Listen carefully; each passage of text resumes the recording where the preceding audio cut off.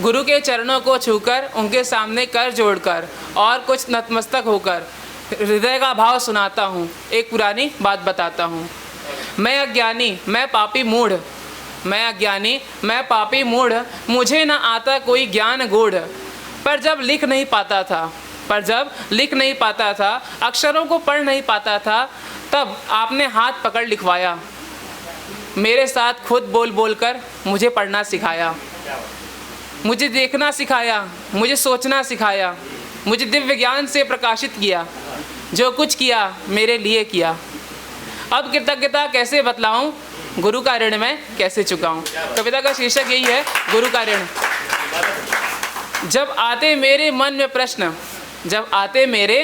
में प्रश्न, तब बिना व्यर्थ किए एक क्षण उन प्रश्नों को सुलझाते हैं, मुझे सही राह बतलाते हैं।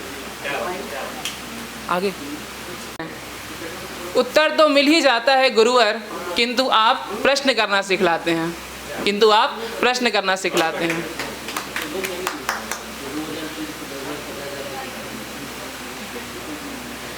प्रश्न पर भला प्रश्न क्यों? क्योंकि प्रश्न बुद्धि को सुधारेंगे, कुछ धार उसमें धारेंगे।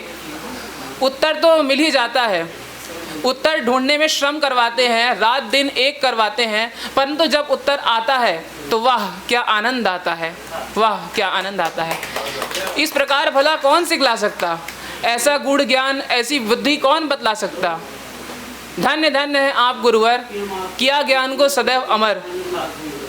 कौन कहता है शिक्षक सदैव पढ़ना ही सिखाता है, वो तो हमारी बुद्धि, हमारे चरित्र का निर्माण करते हैं, हमें दिव्य ज्ञान से प्रकाशित करते हैं, हमें गूढ़ ज्ञान सिखलाते हैं जो जीवन भर काम आता है। जब हम निराश हों या हताश हों तो हमें सही राह दिखाता है।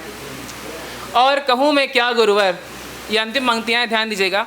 और कहूँ मैं क्या गुरुवर, और लिखूँ मैं क्या गुरुवर, ये संभव नहीं कुछ शब्दों में कर सकूँ मैं ईश्वर स्वरूप का वर्णन।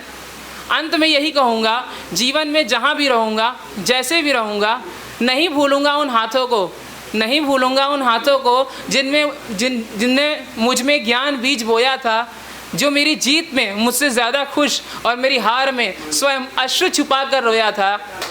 सदैव करता रहूँगा स्मरण, धन्य हैं आप गुरुवर, धन्य हैं आप गुरुवर।